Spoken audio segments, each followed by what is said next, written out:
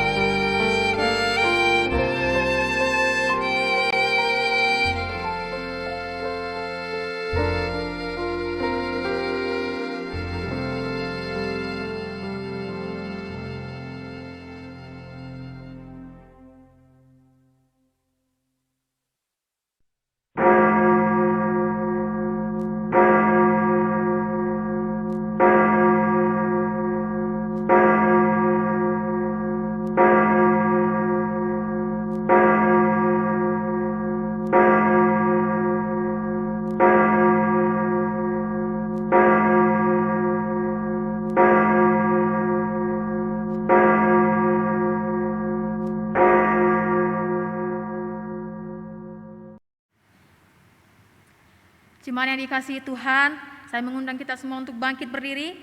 Mari kita bersama-sama akan memulaikan ibadah kita hari ini. Mari kita bersama-sama mendengarkan panggilan ibadah yang terambil dalam Mazmur nomor 111 ayat 1 dan yang ketiga. Haleluya, aku mau bersyukur kepada Tuhan dengan segenap hati. Dalam lingkungan orang-orang benar dan dalam jemaah, agung dan bersemarak pekerjaannya dan keadilannya tetap untuk selama-lamanya. Pertolongan kita adalah dalam nama Tuhan yang menjadikan langit dan bumi. Ibadah kita pada saat ini ditabiskan dalam nama Allah Bapa, Putra dan Roh Kudus. Kasih karunia, rahmat dan damai sejahtera dari Allah Bapa kita, Yesus Kristus. Dan persekutuan Roh Kudus menyertai saudara. Amin. Jemaat Tuhan yang terkasih, Tuhan itu baik, bahkan teramat baik. Penyertaan Tuhan selalu ada dalam hidup kita, dalam keadaan apapun juga. Karena itu marilah kita dengan penuh sukacita dan semangat, kita memuji Dia, menyembah Dia, karena Dia adalah Allah yang setia. Mulia bagi Allah, kasih-Nya besar, putranya diberikan untuk kaum berdosa.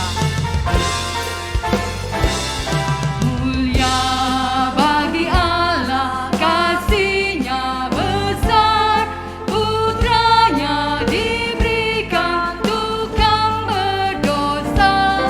Ya rela disalib bagi manusia, terbukalah pintu selamat bagiku. Pujilah, pujilah, dengarlah sabdanya. Pujilah, pujilah, umat berkiranya. Menghadap Allah diangkat anaknya, dapat penebusan mulia baginya. Darah anaknya jadi penebusan, itu janjinya bagi yang percaya. Dan dosaku betapapun besarnya, yang menghapus dan membasuh pujilah, pujilah, pujilah, dengarlah sabdanya. Pujilah, pujilah, umat bergiranglah.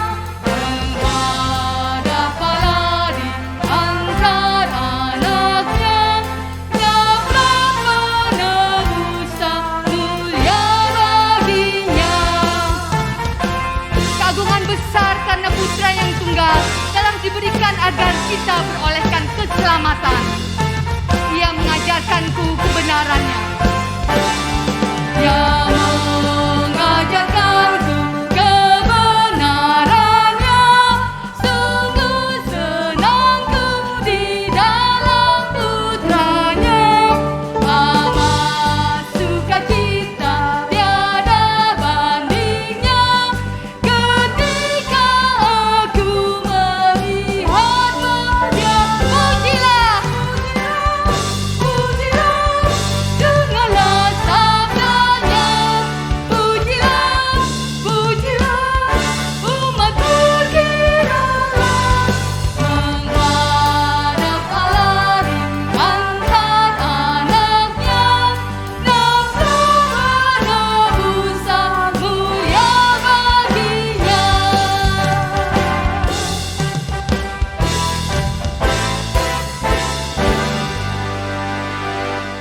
Terpujilah Tuhan, kekal untuk selama-lamanya. Jemaat Tuhan, kami persilakan untuk duduk. Bapak Ibu yang dikasihi Tuhan, jemaat yang dikasihi oleh Tuhan. Saat ini mari kita datang di hadapan Tuhan, mengakui segala dosa dan pelanggaran kita di hadapan Tuhan. Karena kita menyadari bahwa kita adalah manusia yang terbatas. Kita manusia yang cenderung jatuh dan juga melakukan dosa. Bahkan seringkali kita hanya mementingkan diri kita sendiri tanpa kita melihat bagaimana relasi kita bersama dengan Tuhan. Oleh karena itu, mari sejenak kita menundukkan kepala kita. Saya memberikan waktu kepada Bapak Ibu jemaat untuk boleh mengakui dosa di hadapan Tuhan.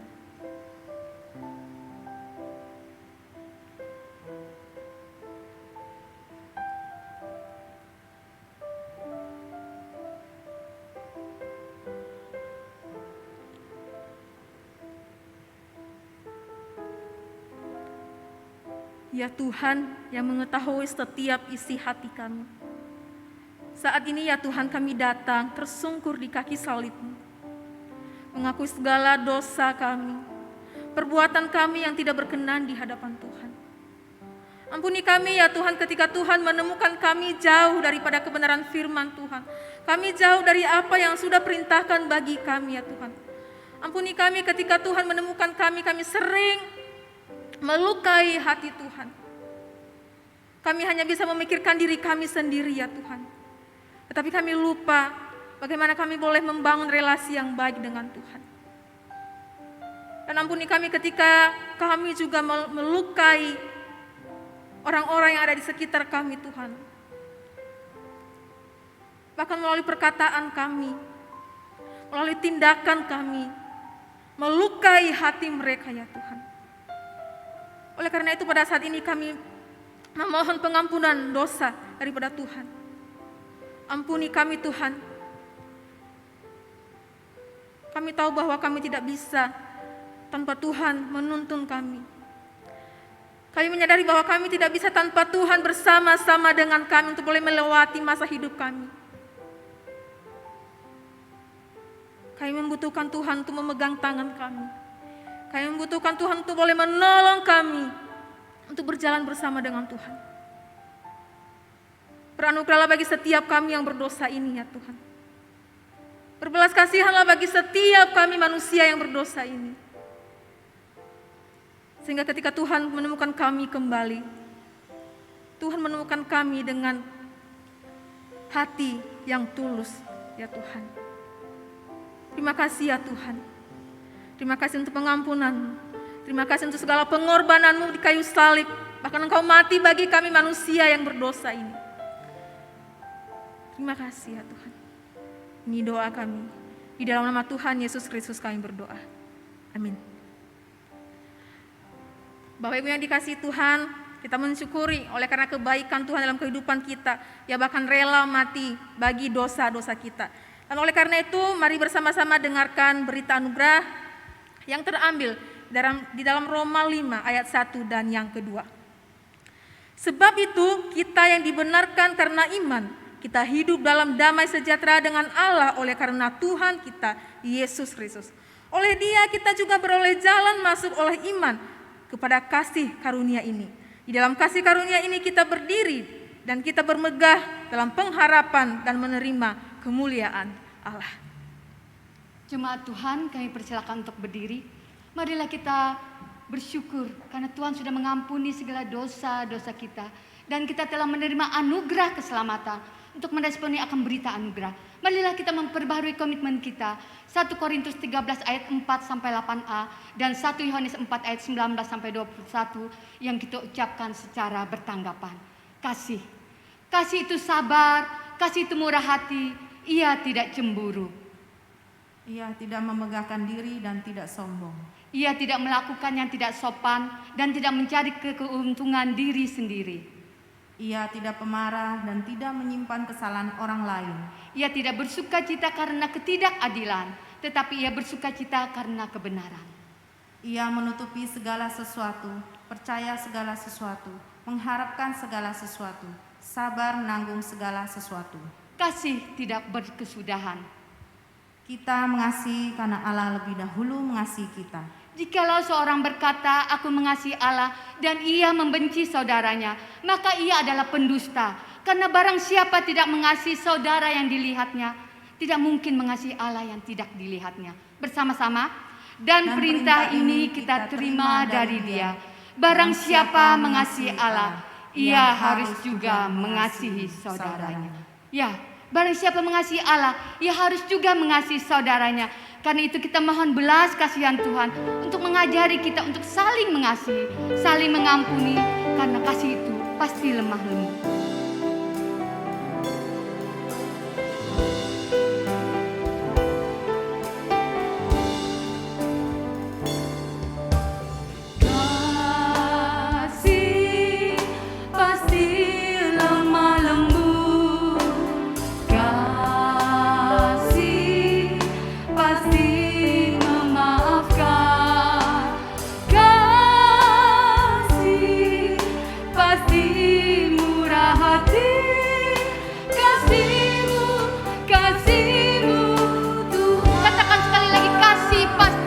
lemah lembut. Kasih pasti lemah lembut. Kasih pasti memaafkan. Kasih pasti murah hati. Kasih-Mu Tuhan. Ajarilah kami Tuhan untuk saling mengasihi. Ajarilah kami ini saling mengasihi. Ajarilah kami ini saling mengampuni. Ajarilah kami ini kasih-Mu ya Tuhan. Kasih-Mu kudus tiada batasnya. Maukah kita belajar untuk kasih, menghadirkan kasih Tuhan dalam kehidupan kita? Karena kasih itu pasti lemah lembut. Kasih itu memaafkan.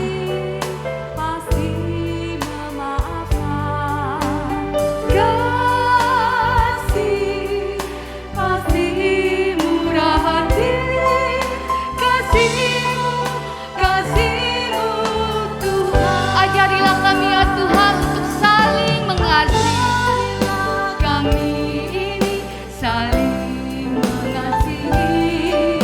Ajarilah kami ini saling mengampuni. Ajarilah kami ini kasih-Mu ya Tuhan. Kasih-Mu kudus tiada batas. Ajarilah kami ya Tuhan untuk saling mengasihi.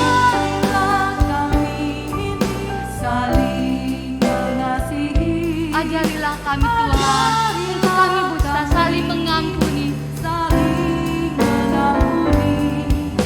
Ajarilah kami ini kasih-Mu ya Tuhan. Kasih-Mu kudus tiada batas. Kasih-Mu kudus tiada batasnya. Kasih-Mu kudus tiada batasnya. Mari kita tunduk kepala, kita berdoa. Sungguh ya Tuhan, ini kerinduan kami. Ajarkan kami untuk boleh mengasihi. Ajarkan kamilah untuk boleh mengampuni ketika kami ataupun kami dilukai oleh sesama kami. Biarkanlah firman-Mu yang boleh menolong kami. Bagaimana kami boleh memiliki damai sejahtera. Bagaimana kami boleh memiliki hati yang mau mengampuni, hati yang mau mengasihi ya Tuhan. Terima kasih Tuhan, tolong kami semua.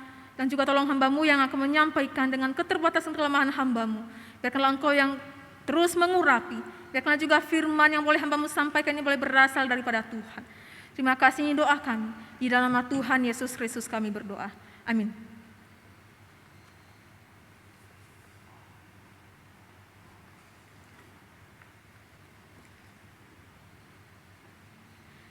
Shalom, selamat hari Minggu Bapak Ibu yang dikasihi Tuhan.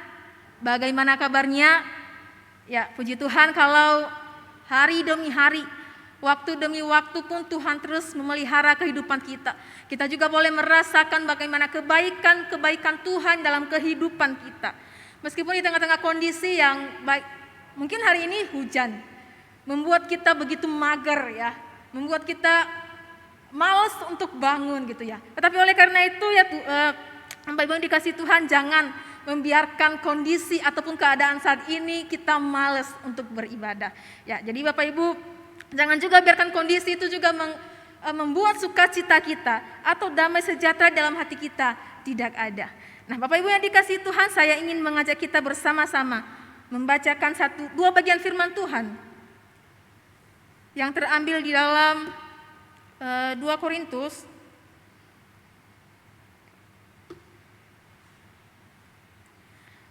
yang terambil dalam 2 Korintus pasal yang kelima ayat 16 sampai yang ke-18.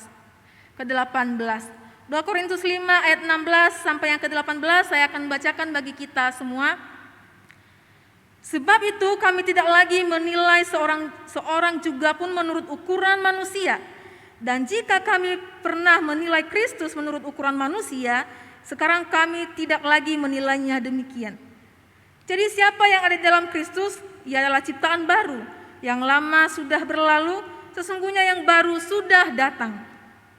Dan semuanya ini dari Allah, yang dengan perantaraan Kristus telah mendamaikan kita dengan dirinya dan yang telah mempercayakan pelayanan pendamaian itu kepada kami.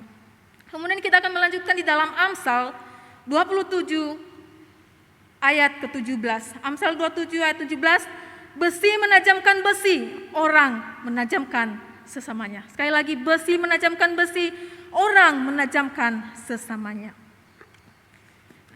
Bapak Ibu dikasih Tuhan, suatu ketika di gereja tempat saya pelayanan dulu ya. Di gereja tempat saya pelayanan dulu itu, karena memang setiap hari Kamisnya itu adalah jadwal doa malam, maka saya setiap paginya itu adalah membersihkan ruang gereja, sapu pel dan sebagainya ya, membersihkan ruang gereja. Saya ketika membersihkan ruang gereja, karena memang biasanya kursi-kursi itu ditarik ke belakang ya, dan akhirnya saya menggeser semua kursi itu untuk ke belakang. Tapi Bapak Ibu yang dikasih Tuhan, pada siang harinya ada jemaat yang memang datang ke gereja dan melihat situasi yang ada di dalam gereja, kursinya ditarik ke belakang. Dan ia mengatakan begini, sepertinya kalau kita membuat kursi ini melingkar, sepertinya pemandangannya baik. Dan sepertinya kalau kita buat melingkar ini, kita rasanya doa itu enak gitu ya. Udahlah, kita merubah dulu posisi kursinya, jangan hanya mundur ke belakang, tapi kita buat melingkar. Jadi nanti malam kalau kita berdoa, kita duduknya itu melingkar. Tetapi jemaat yang satu ini mengatakan tidak. Jangan dibuat melingkar, karena yang dulu-dulunya itu adalah kita kursi-kursinya itu ditarik ke belakang, tidak melingkar kursinya. Tetapi Bapak yang satu ini mengatakan bahwa tidak, kita harus ada satu perubahan ya, ada satu kemajuan, jangan yang itu-itu saja. Kita juga harus belajar bagaimana perubahan itu terjadi dalam gereja kita. Sampai pada akhirnya Bapak Ibu, mereka berdua ini sedikit cekcok karena relasi mereka sudah tidak baik. Oleh karena mereka punya pandangan masing-masing tentang ruang gereja ya, ruang gereja itu. Akhirnya salah satu dari bapak ini tadi itu sorenya tidak datang ke ibadah malam. Ia tidak datang ke ibadah malam oleh karena bagi dia enggak merasa bahwa situasi di dalam ruang gereja itu tidak nyaman bagi dia.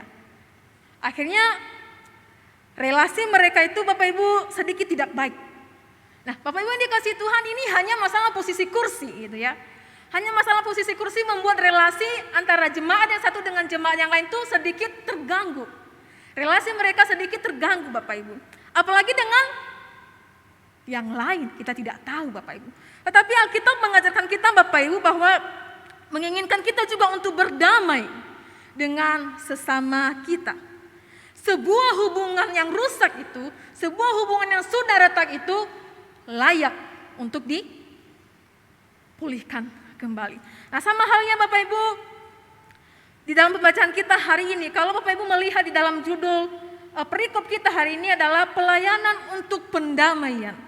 Nah, kalau kita bisa melihat surat Korintus ini di latar belakangi ketika ditulis, memang pada waktu itu ada beberapa jemaat yang memang meragukan kerasulannya Paulus.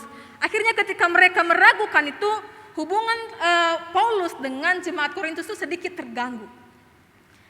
Akhirnya Paulus ingin menjelaskan kepada mereka, bahkan Paulus itu ingin menunjukkan kepada mereka untuk memperbaiki hubungan itu ya, memperbaiki hubungan tersebut dengan jemaat yang ada di Korintus. Paulus menjelaskan bahwa saya adalah pelayan, seorang pelayan yang sungguh-sungguh, yang sudah diperdamaikan oleh Allah. Pelayan yang sungguh-sungguh yang sudah diperdamaikan oleh Allah. Paulus menjelaskan bahwa kasih Kristus telah menguasai dirinya, kasih Kristus telah mengubah dirinya menjadi seorang pelayan yang sungguh-sungguh. Kalau kita melihat sedikit si Paulus ini Bapak Ibu, pada sewaktu dia belum mengenal Kristus, sebenarnya dia ini adalah salah satu orang yang menentang ya kebenaran. Bahkan pengikut Kristus pun ia menentang. Tapi pada akhirnya ketika ia merasakan, ia melihat Kristus, maka ia menjadi seorang pengikut Kristus yang sejati. Nah Bapak Ibu yang dikasihi Tuhan, hal ini yang dikatakan Paulus bahwa cara pandangnya terhadap Kristus sudah benar-benar berubah sebelum ia mengenal Kristus. Ia tidak lagi menilai Kristus itu atau pengikut Kristus itu adalah orang yang biasa-biasa saja. Tapi cara pandangnya sudah diperbaharui oleh Kristus. Nah Bapak Ibu yang dikasihi Tuhan, hal ini juga diajarkan bagi setiap kita. Ketika terjadi yang namanya satu relasi yang tidak baik, satu hubungan yang sudah rusak, satu hubungan yang sudah retak, maka harus ada yang namanya pendamaian. Harus ada yang namanya pendamaian Bapak Ibu. Di dalam tema kita hari ini tentang pemulihan ya, memulihkan yang retak, memulihkan yang sudah rusak, membangun yang sudah rusak. Sebenarnya Bapak Ibu apa sih yang menyebabkan keretakan itu bisa terjadi? Yang pertama kita bisa melihat bahwa ya ada satu relasi memang yang tidak baik. Relasi yang tidak baik gitu ya. Ketika hubungan atau satu relasi hubungan itu tidak baik, hubungan itu rusak, ada relasi yang tidak baik gitu ya. Relasi memang kita tidak baik gitu.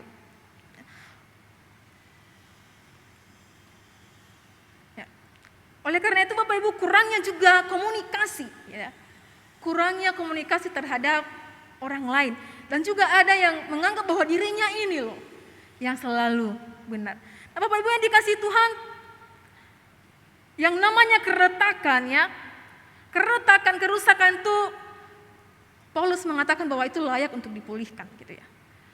Layak untuk dipulihkan. Nah Bapak Ibu yang dikasihi Tuhan, sebenarnya ini adalah salah satu hal yang memang saya bisa mengatakan bahwa ini adalah masalah yang besar ketika dalam kehidupan kita terjadi hal yang demikian gitu ya.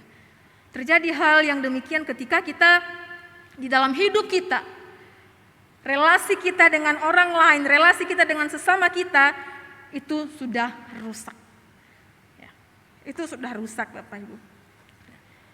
Nah kalau kita bisa melihat Bapak Ibu, kita flashback ya, kita melihat bagaimana kehidupan manusia jatuh di dalam dosa. Bagaimana kehidupan manusia itu jatuh di dalam dosa. Kejatuhan manusia dari dosa itulah yang membuat manusia tidak lagi baik, tidak membuat manusia itu lagi tidak normal di dalam pandangannya Allah. Habit kita yang sudah tercemar oleh dosa, artinya ketika kita sedang menjalani kehidupan ini, ketika kita sudah berdosa di hadapan Tuhan, maka kecenderungan kita itu adalah melakukan yang tidak baik di hadapan Tuhan. Itu manusia Bapak Ibu ya. Melakukan dosa di hadapan Tuhan. Ada di situ keiri hatian, ada di situ amarah, kedengkian, dan lain sebagainya, banyak sekali. Gak usah jauh-jauh Bapak Ibu, kalau kita bisa melihat di dalam Alkitab banyak sekali. Kalau kita bisa membaca di dalam Alkitab, kita mulai dari kitab Kejadian, ada kisah seorang saudara yang membenci saudaranya dan akhirnya membunuh. Ya, ini kisah Kain dan Habil. Kain dengan iri hatinya kemudian ia membunuh si Habil. Kemudian dilanjutkan dengan kisah-kisahnya Nuh. Dan kemudian juga dilanjutkan dengan kisah Abraham yang berbohong gitu ya, ketika ditanyakan ini siapa. Jadi Bapak Ibu yang dikasihi Tuhan, dosa telah membuat orang bermasalah dengan karakternya gitu ya. Dosa telah membuat orang bermasalah di dalam karakternya. Tetapi Bapak Ibu kalau kita melihat manusia ini juga adalah manusia sosial yang membutuhkan sesamanya. Manusia ini adalah manusia yang sosial yang membutuhkan sesamanya. Gitu ya.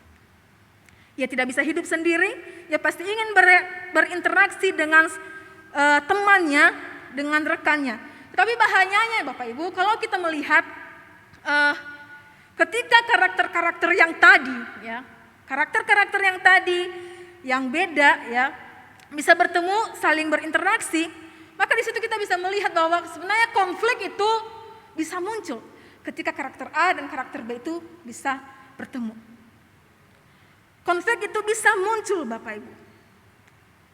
Bahkan Bahkan mungkin bukan di luar, kita bisa melihat di dalam gereja pun konflik itu sering terjadi di antara kita. Oleh karena kita melihat bahwa banyak ide-ide, banyak pandangan-pandangan yang berbeda, yang tidak sesuai dengan diri kita. Yang tidak sesuai dengan diri kita. Potensi konflik itu sangat besar terjadi di antara kita. Setiap kita mempunyai karakter-karakter tertentu. Ketika kita berelasi dengan orang yang memiliki juga karakter-karakter tertentu, maka potensi konflik itu akan sangat besar terjadi di dalam kehidupan kita. Semakin dekat ya, semakin intens sebuah relasi, maka potensi konflik itu sangat besar terjadi. Bahkan di tengah-tengah persekutuan kita pun bisa terjadi hal yang demikian. Persekutuan semakin dekat, maka semakin dekat juga yang namanya konflik itu bisa terjadi. Ada gesekan-gesekan yang terjadi. Tetapi Bapak Ibu yang dikasih Tuhan, di dalam Amsal yang ke-27 tadi yang sudah kita bacakan di dalam ayat 17 ya, mengatakan demikian bahwa besi menajamkan besi, orang menajamkan sesamanya. Bapak Ibu yang dikasih Tuhan, kalimat ini diambil dari sebuah bayangan di mana sebuah pedang atau sebuah pisau itu diasah atau sedang dibuat secara bersamaan. Diasah secara bersamaan dan dibuat terjadi di antara tersebut pertemuan antara besi dengan besi. Ya. Kalau besi dengan besi bisa bertemu, ya, bertemu ketika sedang diasah, maka apa yang terjadi Bapak Ibu? Pasti ada yang namanya sebuah gesekan. Ada yang namanya sebuah gesekan Bapak Ibu. Sebuah gesekan, sebuah benturan, ya. Bahkan mungkin kalau proses itu pun terjadi, ada percikan-percikan api bukan yang akan terjadi. Ketika dilakukan, ada gesekan-gesekan itu, ketika besi sama besi bisa bertemu. Ada gesekan-gesekan yang terjadi. Nah, tapi Bapak Ibu yang dikasihi Tuhan, ketika hal ini terjadi sepertinya kita bisa melihat bahwa ini adalah satu gambaran relasi antara sesama umat, seperti besi dengan besi gitu ya. Seperti besi dengan besi, terjadi yang namanya benturan. Terjadi yang namanya satu gesekan. Terjadi yang namanya satu hal yang, ada satu hal yang memang tidak lagi ya, baik hubungannya, ada benturan. Gitu ya. Tetapi sayangnya Bapak Ibu, tidak semua orang menanggapi hal ini. Kalau kita melihat bahwa Amsal menyampaikan hal ini dalam satu yang positif. Ketika relasi dengan orang lain itu terjadi benturan, maka misalnya ketika ada kritikan yang diterima, ada satu perbedaan-perbedaan yang disampaikan. Maksud dalam Amsal ini adalah satu hal positif ya. Tujuannya itu bukan untuk menjatuhkan orang itu, tidak. Tetapi segala perbedaan, segala ketidaksesuaian itu sebenarnya tujuannya itu adalah untuk membangun orang tersebut. Untuk bisa membangun orang tersebut Bapak Ibu. Untuk bisa membuat dia lebih dewasa lagi gitu ya. Membuat dia bisa dewasa lagi gitu ya. Tetapi kalau kita bisa melihat Bapak Ibu, namun kenyataannya tidak semua orang itu siap dan dewasa menerima hal ini. Ketika benturan itu ada ya. Ketika benturan itu ada, tidak semua orang itu bisa menerima dengan cara pandangnya Allah. Dia melihat dengan cara pandang dirinya sendiri. Dan ketika kita tahu benturan dan konflik itu terjadi, maka kalau kita bisa melihat di dalam pandangan diri kita sendiri, maka kita akan mengalami yang namanya kekecewaan. Kita akan mengalami yang namanya marah. Kita akan mengalami yang namanya amarah yang begitu luar biasa gitu ya. Tetapi meskipun demikian Bapak Ibu, Alkitab menggambarkan proses ini seperti besi menajamkan besi. Tujuannya Tuhan menajamkan kita adalah supaya kita semakin matang gitu ya. Semakin sempurna, semakin berkenan dan semakin serupa dengan Kristus. Semakin serupa dengan Kristus. Kalaupun saat ini kita menemukan ya, hidup kita atau persekutuan kita, relasi kita yang sudah rusak, yang sudah retak. Saya yang mau katakan bahwa relasi yang sudah mengalami keretakan itu, persekutuan yang sudah mengalami keretakan itu layak untuk dipulihkan. Layak untuk dipulihkan Bapak Ibu. Sehingga tidak satupun di antara kita yang sedang beribadah pada saat ini, bahkan bersama dengan keluarga kita, satupun di antara kita yang sedang beribadah saat ini, ketika kita sedang mengalami satu konflik dengan seseorang, entah itu terhadap teman, rekan kerja, bahkan dalam keluarga, bahkan dengan sesama jemaat sekalipun, firman Tuhan katakan bahwa itu layak untuk dipulihkan. Hal itu layak untuk dipulihkan Bapak Ibu yang dikasihi Tuhan. Nah Bapak Ibu yang dikasihi Tuhan, kita melihat bahwa ada 3 dasar, 3 hal utama yang dinasihatkan oleh Rasul Paulus kepada kita. Yang pertama kita bisa melihat di dalam ayat yang ke-16, saya akan kembali membacakan bagi kita adalah, Sebab itu kami tidak lagi menilai seorang juga pun menurut ukuran manusia. Dan jika kami pernah menilai Kristus menurut ukuran manusia, sekarang kami tidak lagi menilainya demikian. Bapak Ibu yang dikasihi Tuhan, salah satu masalah di dalam kehidupan kita itu ketika relasi kita itu penuh dengan yang namanya satu konflik. Ketika relasi kita itu dengan sesama kita mengalami yang namanya konflik. Kita menilai dengan standar diri kita sendiri. Kita menilai dengan standar diri kita sendiri, Bapak Ibu. Kalau kita menilai sesuatu dengan standar diri kita sendiri, standar manusia, maka konflik itu pasti akan terjadi. Karena apa? Karena setiap kita punya pandangan masing-masing. Karena setiap kita punya standar masing-masing gitu. Konflik itu akan pasti terjadi dalam kehidupan kita. Saya punya standar tertentu, Bapak Ibu punya standar tertentu juga. Nah, kita bisa melihat contoh yang real saja gitu ya. Masalah tentang kebersihan. Bagi saya masalah tentang kebersihan itu bukan hanya sekedar bersih saja, tidak. Tapi saya harus melihat debu-debu itu yang masih lengket-lengket, saya harus bersihkan. Saya punya standar tertentu ketika dalam kebersihan itu harus bersih dan sebersih mungkin gitu ya. Tetapi mungkin di dalam sebagian orang ya kebersihan itu ya sekedar saja, yang penting disapu, dipel, dilap sudah. Ia tidak melihat bagian-bagian tertentu yang masih perlu dibersihkan.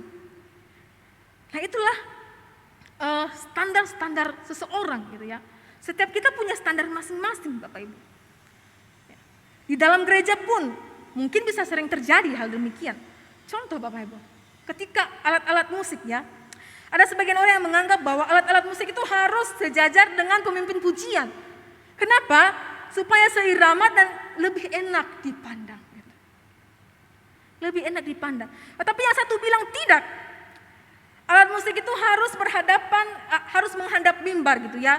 Supaya ketika pemimpin pujian kasih kode kepada pemain musik, bisa kelihatan kode-kodenya. Dan banyak sekali Bapak Ibu, banyak sekali hal-hal atau standar-standar kita. Banyak sekali hal-hal yang lainnya Bapak Ibu. Inilah salah satu standar yang berbeda-beda. Atau dengan yang lainnya gitu ya. Setiap orang punya standar masing-masing. Berbeda gitu ya. Tapi kalau kita tidak hati-hati, perbedaan standar-standar tertentu bisa saja menimbulkan namanya perselisihan. Bisa saja menimbulkan namanya satu konflik. Bahkan mungkin kita tidak saling tegur sapa, bukan? Ketika kita diperhadapkan dengan hal yang seperti itu. Seperti di tempat saya dulu, hanya gara-gara masalah posisi kursi. Akhirnya yang satu tidak datang dalam persekutuan doa gitu. Terjadi yang namanya satu konflik. Terjadi yang namanya perselisihan Bapak Ibu.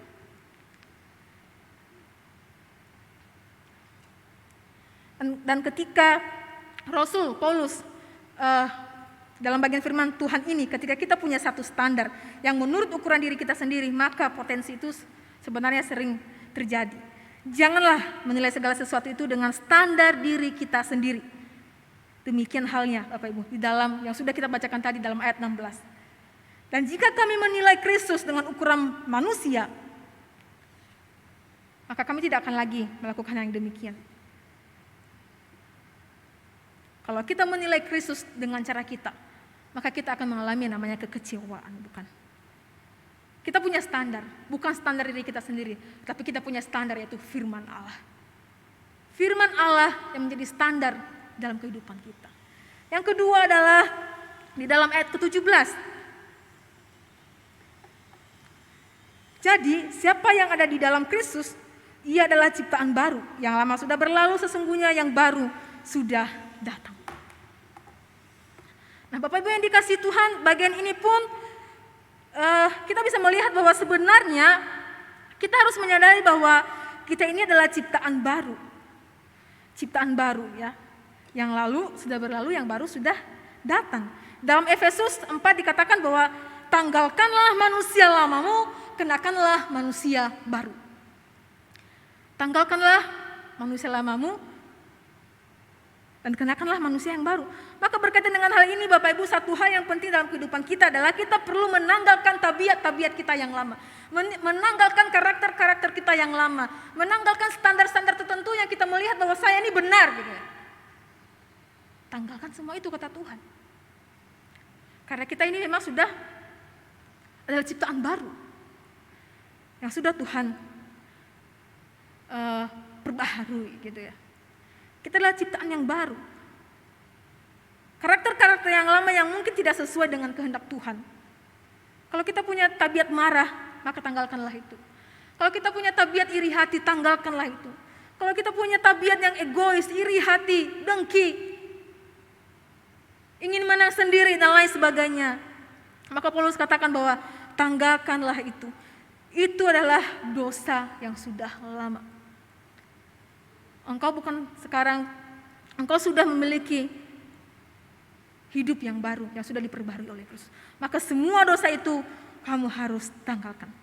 Nah, Bapak Ibu yang dikasihi Tuhan, kalau kita mengenakan hal-hal yang berkenan kepada Tuhan, menggunakan karakter-karakter yang baik, yang sesuai dengan Kristus, standarnya Kristus, maka konflik itu akan minim sekali bisa terjadi di tengah-tengah kita. Kalau kita mengenakan karakter-karakter yang sesuai dengan Kristus. Dan yang ketiga adalah Bapak Ibu dalam ayat 18, dan semuanya ini dari Allah yang dengan perantaraan Kristus telah mendamaikan kita dengan dirinya dan telah mempercayakan pelayanan pendamaian itu kepada kita. Nah Bapak Ibu, kita seringkali punya satu konsep yang buat saya ini menurut saya itu kurang tepat. Saya tidak mengatakan bahwa itu salah, saya katakan bahwa kurang tepat. Ya. Saya mengutip statement-statement yang buat saya ini memang kurang tepat ya, saya mengatakan kurang tepat. Yang mengatakan ataupun yang mengajarkan kepada kita begini ya, kamu harus berdamai dengan musuhmu. Ya. Kamu harus berdamai dengan musuhmu karena kalau kamu tidak berdamai dengan musuhmu, maka kamu tidak akan merasakan yang namanya kelegaan. Kamu tidak akan merasakan yang namanya kesembuhan. Lukamu itu nanti lama-lama akan membengkak ketika kamu tidak berdamai dengan mereka. Saya pikir mungkin Bapak Ibu mengatakan bahwa ini sesuatu hal yang benar gitu ya. Seperti yang saya katakan tadi bahwa saya tidak mengatakan ini salah, tapi bagi saya ini kurang tepat ya. Kurang tepat Bapak Ibu ya. Kenapa saya mengatakan bahwa ini kurang tepat Bapak Ibu? Sebenarnya kalimat ini menurut saya adalah kalimat yang menunjukkan itu hanya di dalam diri sendiri. Kamu dan kamu gitu ya. Kalau kamu nggak menyelesaikan semua itu, kalau kamu tidak berdamai, maka kamu tidak akan merasakan yang namanya satu kelegaan Bapak Ibu. Bagi saya Bapak Ibu kalimat ini adalah terlalu egosentris bukan? Egosentris ya. Supaya kamu dapat dipulihkan, kamu bisa merasakan damai gitu ya. Kamu lega. Bapak Ibu kenapa kalimat ini tadi saya katakan terlalu egosentris? Karena ini terlalu berpusat pada diri sendiri. Yang ia pikirkan adalah dirinya sendiri saja gitu ya. Hanya diri sendiri. Yang penting saya damai, yang lain saya nggak mau tahu. Ya. Bapak Ibu yang dikasihi Tuhan, lalu apa sebenarnya jawaban yang tepat gitu ya? Apa jawaban yang tepat? Ya. Di dalam ayat ke-18 ya, mengapa kita perlu berdamai dengan orang lain ketika kita punya satu konflik. Satu jawaban yang bukan egosentrisme, tetapi Kristus-sentris. Ya. Berpusat kepada Kristus. Kenapa Kristus bisa berdamai dengan kita gitu ya? Ya karena dia memang harus berdamai dengan kita. Dia punya inisiatif untuk bisa berdamai dengan kita. Kalau Kristus saja bisa berdamai dengan kita, kenapa kita tidak? Tapi harus ingat Bapak Ibu, konsep seperti apa yang harus kita punya? Bukan konsep egosentris, tapi kita punya satu konsep adalah konsep Kristosentris yang harus berpusat kepada Kristus. Kalau kita mengetahui Kristus saja sudah berinisiatif mendamaikan dirinya dengan kita manusia yang berdosa, kenapa kita tidak bisa? Kenapa kita tidak bisa berdamai? Kalau kita melihat saja Tuhan Yesus bisa mendamaikan dirinya dengan kita, maka saya yakin bahwa ketika kita punya satu standar, punya satu konsep Kristosentris, berpusat kepada Kristus, maka kita bisa melakukan hal yang demikian, Bapak Ibu. Nah, ini adalah dasar yang paling penting, Bapak Ibu, dasar yang bukan egosentris, tetapi ini adalah salah satu dasar yang alkitabiah yang berpusat kepada Kristus. Kristus mau berdamai dengan kita orang-orang berdosa. Tapi yang menjadi pertanyaannya bagi kita adalah, ada berapa banyak di antara kita saat ini yang punya relasi yang buruk, yang sedang retak dengan sesama kita. Bahkan di tengah-tengah keluarga sekalipun, mungkin relasi antara suami istri, mungkin relasi antara anak dengan orang tua, mungkin relasi antara jemaat yang satu dengan jemaat yang lain. Berapa banyak di antara kita saat ini yang punya relasi yang seperti itu?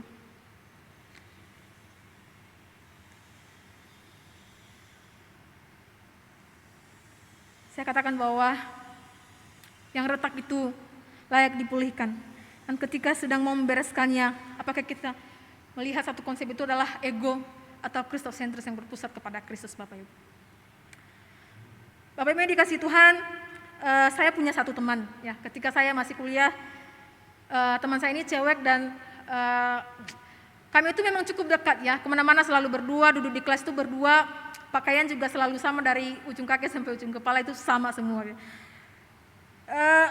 Kami selalu bersama-sama sekitar 2 tahun lebih. Selalu bersama-sama 2 tahun lebih. Nah, satu ketika Bapak Ibu, teman saya ini dilirik sama seorang cowok gitu ya, yang masih satu angkatan dengan saya. Karena peraturan di kampus kita itu sebelum semester 5 ya tidak boleh pacaran gitu ya. Nah, sebagai seorang sahabat harus bisa menegur dong sahabatnya, kasih tahu bahwa itu belum tepat, waktunya belum tepat gitu ya. Akhirnya apa yang dilakukan oleh si cowok ini? Dia marah sama saya. Kenapa kamu melarang-larang dia? Gitu ya. Kamu bukan siapa-siapanya dia, kamu gak usah larang-larang dia, ini hidup saya. Saya bilang begini, saya sahabatnya dia dan saya harus menegur dia ketika dia salah. Sehingga berjalannya waktu Bapak Ibu, relasi saya dengan sahabat saya ini sedikit terganggu gitu ya. Oleh karena memang ada cowok yang melirik dia. Tapi karena memang sebagai hati seorang sahabat tidak mau melihat sahabatnya itu harus jatuh ataupun nanti bisa dikeluarkan dari kampus, saya harus bisa menegur. Tapi Bapak Ibu, respon daripada teman saya ini adalah dia mengatakan bahwa enggak apa-apa gitu ya. Itu nanti saya yang tanggung. Saya sedih dan bahkan Bapak Ibu 1,5 tahun itu hubungan kami tidak baik. Dan bisa dikatakan bahwa saya dengan dia itu sudah tidak saling tegur sapa 1,5 tahun. Bapak Ibu yang dikasihi Tuhan, saya merasa sedih dan kecewa ketika melihat sahabat saya harus dihukum, harus kena pelanggaran, dikurangi mata kuliahnya dan harus bekerja dan segala macam. Untung-untung gak dikeluarkan dari kampus kan. Saya sedih sekali gitu ya. Dan karena memang saya masih punya ego juga gitu ya, saya gak mau untuk saling tegur sapa sama dia karena memang saya sudah marah dan kecewa terhadap dia. Hingga suatu ketika Bapak Ibu, 1,5 tahun saya mengalami hal yang bagi saya tuh terlalu sakit gitu ya, terlalu sakit. Saya minta waktu ya, 5 menit lagi.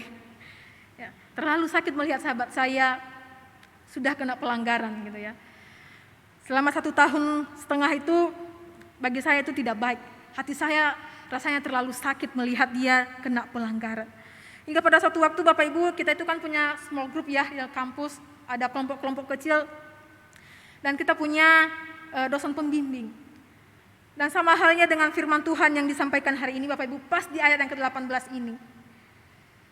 Dan ketika ia men-sharingkan firman Tuhan itu, yang saya lakukan hanya nangis. Kenapa? Karena sebenarnya saya tidak kuat menahan kekesalan ini. Karena saya memang tipe orangnya itu kalau ada sesuatu ataupun ada masalah, saya tidak mau ngomong dengan orang gitu ya. Makanya ketika dosen saya men-sharingkan satu bagian firman Tuhan ini, khususnya di ayat yang ke-18, saya hanya nangis dan tidak bisa berbicara apa-apa gitu ya. Saya nggak bisa berbicara apa-apa Bapak Ibu. Ia hanya bertanya kenapa? Apakah kamu sedang merasakan sesuatu gitu ya. Bapak Ibu yang dikasihi Tuhan, dosen saya ini selalu bertanya, kamu kenapa? Kamu punya konflik apa gitu ya. Dan siang hari ini saya bertemu dengan satu dosen gitu ya, dosen pembimbing saya yang tadi, saya mengatakan bahwa saya lagi sedang ada masalah dengan sahabat saya. Saya menceritakan semua kejadiannya itu, dan dia mengatakan, sebenarnya kamu itu bisa melakukan ya. Bisa melakukan, tapi ada salah satu hal yang belum beres di dalam dirimu. Saya mengatakan, apa Pak gitu ya. Hubungan kamu dengan Tuhan tuh ada yang belum beres.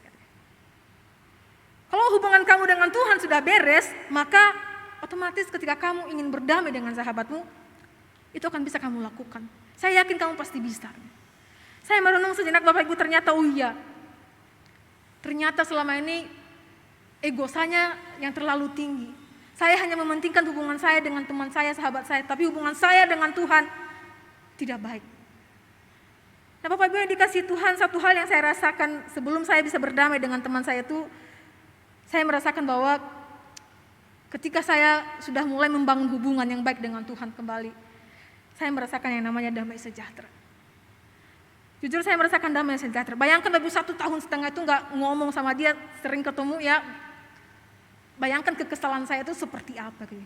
Tapi ketika saya sudah memulihkan hubungan saya dengan Tuhan, maka saya bisa merasakan yang namanya damai sejahtera. Tetapi Bapak Ibu yang saya ingin sampaikan bahwa seberapa inisiatifkah kita ketika konflik itu ada di tengah-tengah kita. Saudara, apakah pada saat ini juga Roh Kudus menggerakkan setiap kita dan menegur setiap kita untuk diingatkan kembali oleh firman Tuhan ini. Dan mau berekonsiliasi di hadapan Tuhan dan sesama kita.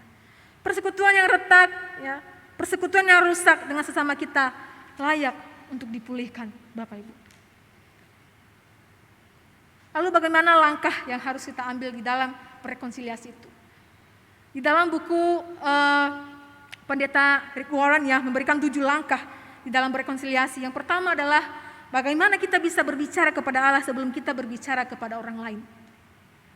Dan yang kedua, selalu berinisiatif, bersimpati terhadap perasaan mereka, akui peran kita di dalam konflik tersebut.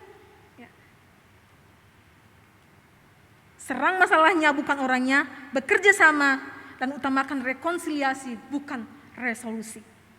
Nah, Bapak Ibu yang dikasihi Tuhan, di dalam 7 langkah ini saya membagi di dalam 3 bagian. Yang pertama, kita akan bisa melihat yang pertama adalah bagaimana kita boleh pulihkan relasi kita dengan Tuhan. Pulihkan dulu relasi kita dengan Tuhan. Nah, Bapak Ibu yang dikasihi Tuhan, ini adalah salah satu hal yang penting di dalam kehidupan kita gitu ya. Salah satu hal yang penting dalam kehidupan kita, dalam Yakobus mengatakan, Yakobus 4 ayat 1 dan sampai 2 mengatakan, dari manakah datangnya sengketa dan pertengkaran di antara kamu? Bukankah datangnya dari hawa nafsumu yang saling berjuang di dalam tubuhmu? Kamu mengingini sesuatu tetapi kamu tidak memperolehnya. Lalu kamu membunuh, kamu iri hati, tetapi kamu tidak mencapai tujuanmu. Lalu kamu bertengkar dan kamu berkelahi. Kamu tidak memperoleh apa-apa karena kamu tidak berdoa.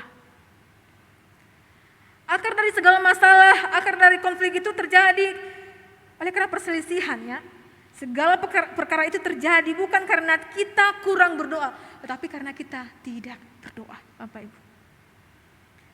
Artinya apa Bapak Ibu? Karena kita telah hubungan kita dengan Tuhan itu sedang rusak gitu ya.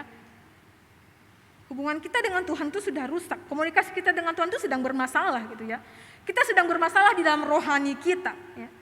Dan itu semua yang menjadi akar terjadi pertengkaran, perselisihan di tengah-tengah kita. Bahkan bisa terjadi dalam gereja-gerejanya Tuhan sampai saat ini. Oleh karena itulah firman Tuhan mengingatkan setiap kita. Langkah yang pertama yang harus kita ambil adalah berdamai dululah dengan Tuhan. Pulihkan dululah relasimu dengan Tuhan. Dan yang kedua adalah mengutamakan rekonsiliasi bukan resolusi. Nah, Bapak Ibu, rekonsiliasi ini lebih mengutamakan hubungan. Tetapi resolusi, Bapak Ibu, lebih fokus kepada masalah. Gitu ya. Lebih fokus kepada masalah. Ya. Kalau kita bisa melihat Bapak Ibu, kalau kita mau berrekonsiliasi kepada seseorang, sebenarnya yang tujuan kita itu bukan lagi mengungkit-ungkit masalah ya. Bukan mengungkit-ungkit masalah yang sudah terjadi, karena nanti tidak akan bisa selesai masalah itu. Maka akan timbul lagi masalah-masalah yang baru, tidak. Tapi rekonsiliasi itu adalah untuk mengutamakan bagaimana hubungan kita dengan sesama itu bisa pulih kembali. Dan yang ketiga adalah bagaimana bisa kita membangun kepercayaan Bapak Ibu. Bapak Ibu, kalau kita bisa melihat apa sih sebenarnya salah satu yang membuat hubungan atau persekutuan itu bisa retak, adanya saling curiga Bapak Ibu. Saling curiga itu menguasai persekutuan kita, bahkan hal-hal yang lain bisa menguasai itu. Saling curiga. Kalau Bapak Ibu, kalau kita melihat ya, kepercayaan itu kita ibaratkan sebagai selembar kertas seperti ini gitu ya. Kepercayaan itu coba saya remukkan kembali, saya akan remukkan. Ketika kepercayaan kita itu dihancurkan, dihianati, apakah hubungan kita itu boleh pulih seperti kembali ya? Apakah boleh mulus seperti sedia kala yang sebelum saya menghancurkannya? Pasti tidak akan bisa. Ada lipatan-lipatan, ada kerutan-kerutan yang akan terjadi gitu ya, ketika kepercayaan itu dihancurkan. Oleh karena itu di dalam 3 langkah yang harus kita ambil adalah membangun, pulihkan kepercayaan itu kembali. Mungkin sulit, ya, mungkin sulit memulihkan kepercayaan yang tadi bagus, halus gitu ya, nggak ada kerutan, nggak ada lipatan. Mungkin sulit, tetapi kita memohon pertolongan Tuhan bagaimana kita boleh memulihkan ya, atau membangun kepercayaan itu. Nah, Bapak Ibu yang dikasihi Tuhan, saya rasa ini 3 hal yang cukup baik untuk kita lakukan dalam setiap kehidupan kita. Kalau kita hari ini sedang mengalami yang namanya satu keretakan itu, mengalami satu yang namanya kerusakan itu, datanglah kepada Tuhan. Datanglah kepada Tuhan. Gitu ya. Datanglah kepada Tuhan. Inilah waktu yang tepat bagi kita untuk bisa memulihkan itu kembali. Waktu bagi kita ya, meminta pertolongan Tuhan bagaimana Tuhan boleh menolong kita. Ketika besi menajamkan besi, ya pasti akan menimbulkan sebuah gesekan, melukai batin kita ya, melukai hati kita. Tetapi satu hal yang kita percaya bahwa sesungguhnya Tuhan itu sedang membentuk kita. Sesungguhnya Tuhan itu sedang membentuk kehidupan kita. Apapun gesekan yang ada pada saat ini tergantung bagaimana cara kita merespon. Kita merespon dengan cara pandangnya Allah atau dengan cara pandang kita sendiri.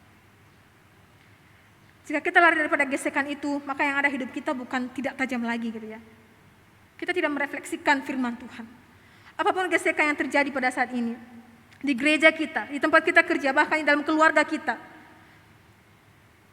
maka saya katakan bahwa semua itu layak untuk dipulihkan Bapak Ibu. Kita manusia memang tidak mampu, tetapi Tuhan pasti akan memampukan setiap kita. Sesuai dengan firman yang sudah disampaikan kepada kita hari ini.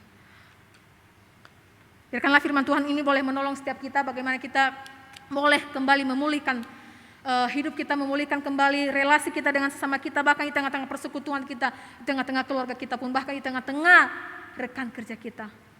Saya yakin bahwa Tuhan akan menolong kita. Mari kita berdoa. Tuhan, kami sadar bahwa kami adalah manusia yang berdosa. Tuhan, bahkan Kau melihat setiap kami yang mungkin sering menyakiti hati orang lain. Bahkan terlalu egois Tuhan. Kami lupa membangun relasi kami dengan Tuhan kembali. Oleh karena itu ya Tuhan, kalaupun di antara kami saat ini ada yang digerakkan oleh Tuhan untuk boleh kembali membangun relasi tersebut, Tuhan tolong mereka, Tuhan tolong mampukan setiap kami. Biarkanlah firman-Mu ini yang terus mengingatkan setiap kami ya Tuhan, ketika kami sedang mengalami satu konflik ya Tuhan. Terima kasih Tuhan, biarkan Roh Kudus-Mu yang akan terus menggerakkan setiap hati kami. Di dalam nama Tuhan Yesus Kristus kami berdoa, amin. Nah Bapak Ibu yang dikasih Tuhan, satu ya proyek ketaatan bagi kita hari ini adalah yang kita akan memulai mendoakan ya, dan dilanjutkan dengan membuka komunikasi lagi dengan orang yang sudah terputus ya, atau hubungan yang sudah terputus atau hubungan yang sudah retak itu kita kembali memulai hubungan yang baik. Baik itu di tengah-tengah keluarga ya, suami istri, orang tua dan anak, dan juga untuk keluarga lainnya. Dan kemudian untuk pemuda-pemudi yang jauh daripada orang tua bisa telepon melalui video call WA. Jadi mulailah kita untuk berinisiatif bagaimana kita berrekonsiliasi. Tuhan memberkati. Jemaat Tuhan, kami persilakan untuk berdiri. Marilah kita bersama umat kudus Allah di sepanjang abad dan tempat, kita mengikrarkan kembali akan iman percaya kita dengan mengucapkan pengakuan iman rasuli yang berbunyi demikian. Aku percaya kepada Allah, Bapa yang Maha Kuasa, Khalik langit dan bumi, dan kepada Yesus Kristus, anaknya yang tunggal Tuhan kita, yang dikandung daripada Roh Kudus, lahir dari anak darah Maria, yang menderita sengsara di bawah pemerintahan Pontius Pilatus, disalibkan, mati dan dikuburkan, turun ke dalam kerajaan maut. Pada hari yang ketiga, bangkit pula dari antara orang mati, naik ke sorga, duduk di sebelah kanan Allah, Bapa yang Maha Kuasa, dan dari sana Ia akan datang untuk menghakimi orang yang hidup dan yang mati. Aku percaya kepada Roh Kudus, gereja yang kudus dan am, persekutuan orang kudus, pengampunan dosa, kebangkitan orang mati, dan hidup yang kekal. Amin. Jemaat Tuhan, kami persilakan untuk duduk. Begitu banyak berkat-berkat yang telah kita terima, dan pada hari ini ada kesempatan bagi kita untuk memberikan persembahan kita yang terbaik bagi Tuhan. 1 Tawarik 29 ayat yang ke-17. Aku tahu ya Allahku bahwa Engkau ada pemuji hati dan berkenan kepada keikhlasan. Maka aku pun mempersembahkan semuanya itu dengan sukarela dan tulus ikhlas. Dan sekarang umatmu yang hadir di sini telah kulihat memberikan persembahan sukarela kepadamu dengan sukacita. Puji Tuhan, hari ini persembahan kita ada dua. Pertama, persembahan syukur atau kas gereja dapat ditransfer ke rekening gereja yang ada di Bank BCA dan Bank Danamon, atau bisa juga menggunakan scan QR kode yang tertera di layar. Persembahan yang kedua adalah persembahan untuk bantuan obat COVID di Kutai Barat dan transfer ke rekening gereja yang ada di Bank BCA dan Bank Danamon, dan menambahkan kode angka 7 di belakang digit terakhir di belakang nominal yang akan ditransfer. Misal Rp1.007.000. Mari jemaat Tuhan, bawalah persembahanmu yang terbaik bagi Tuhan.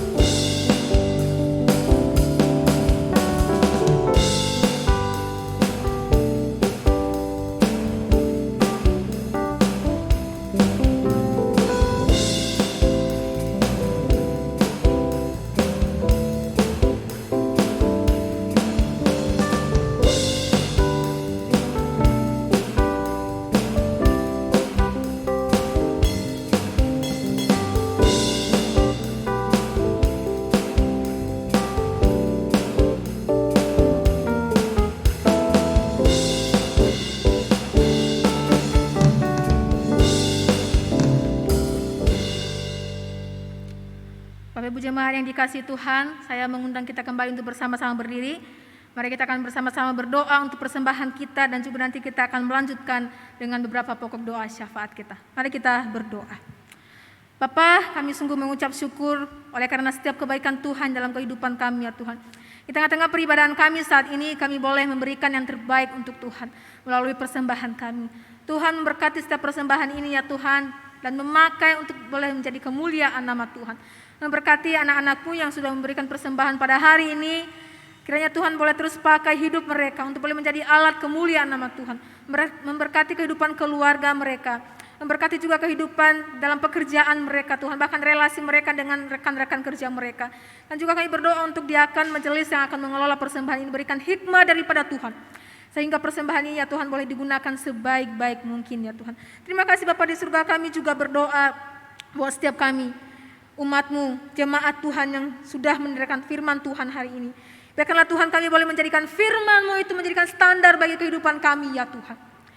Bukan kami menjadikan diri kami menjadikan standar, tetapi kami boleh melihat bahwa firman-Mu itu boleh menjadi standar bagi kehidupan kami. Ketika kami boleh melakukan sesuatu, ketika kami boleh menilai sesuatu, kami terlebih dahulu mengingat Tuhan dan menjadikan Tuhan itu sebagai standar dalam kehidupan kami ya Tuhan. Kami juga berdoa ya Tuhan, biarkan setiap kami boleh memahami bahwa setiap konflik itu Tuhan boleh izinkan terjadi dalam kehidupan kami. Biarkan Tuhan boleh menolong kami ketika kami saat ini sedang merasakan atau mengalami relasi yang tidak baik dengan rekan-rekan kami. Oleh karena itu Tuhan tolong mampukan setiap kami. Mampukan kami ya Tuhan, karena kami tidak bisa berjalan dan tidak bisa menyelesaikan itu tanpa Tuhan bersama-sama dengan kami.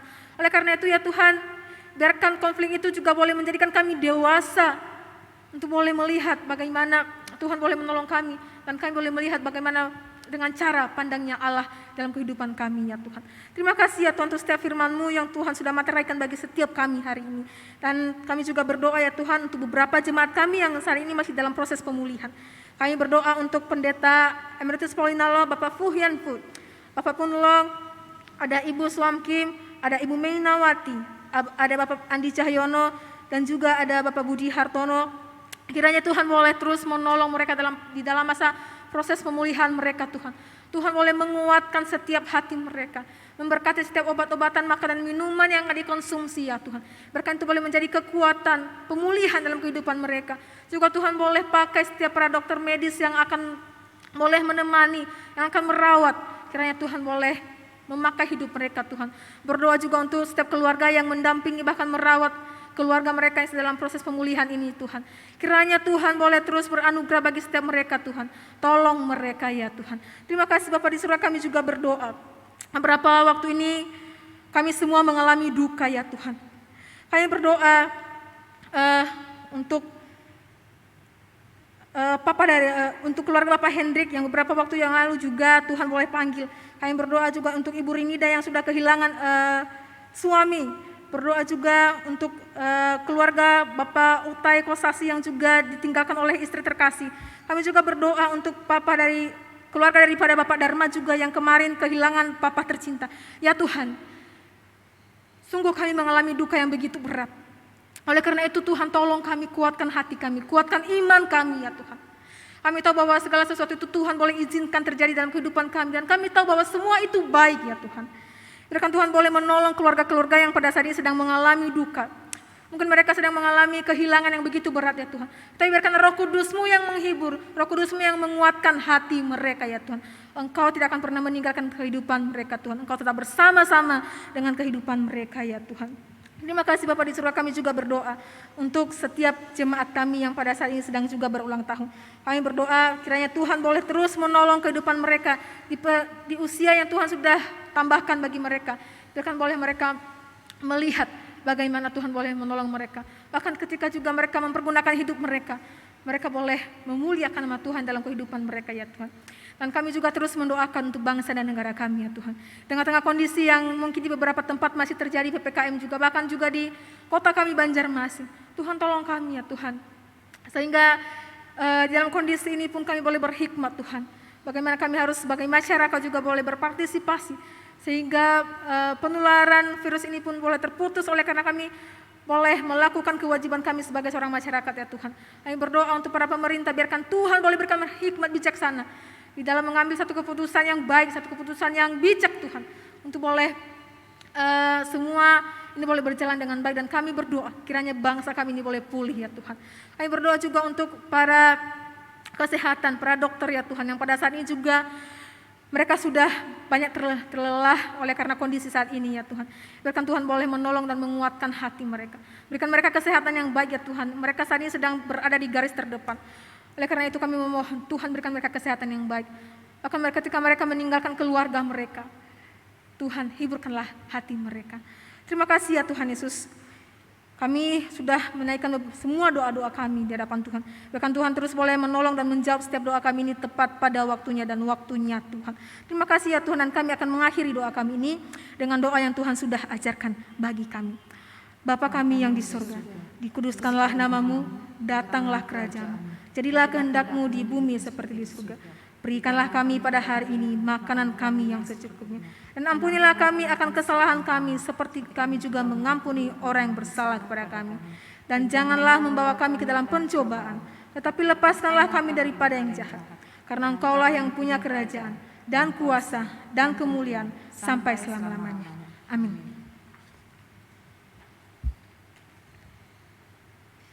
Kita telah mendengarkan firman Tuhan dan saat ini kita boleh diutus oleh Tuhan. Arahkanlah hatimu kepada Tuhan. Pergilah ke dalam dunia dengan damai, milikilah keberanian, pertahankanlah apa yang baik. Jangan lakukan yang jahat, hiburlah mereka yang tawar hati. Kuatkanlah yang lemah, bantulah yang menderita. Hormati semua orang, kasihi dan layanilah Tuhan. Bersukacitalah dalam kuasa Roh Kudus. Amin. Jemaat Tuhan yang terkasih, kita akan mengakhiri ibadah raya Minggu tanggal 22 Agustus. Biarlah segala hormat pujian hanya bagi Dia, karena hanya Dialah yang layak terima pujian dan hormat. Hormat bagi Allah Bapa, hormat bagi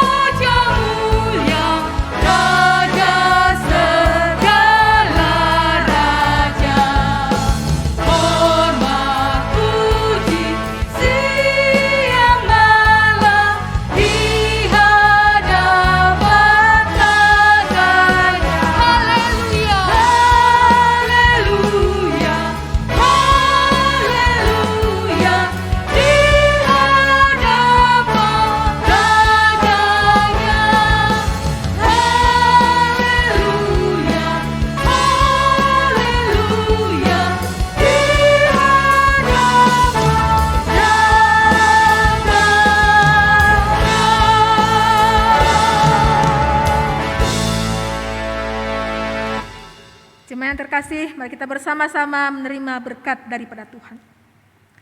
Tuhan memberkati kita dan melindungi kita. Tuhan menyinari kita dengan wajah-Nya dan memberi kita kasih karunia. Tuhan menghadapkan wajah-Nya kepada kita dan memberi kita damai sejahtera. Amin.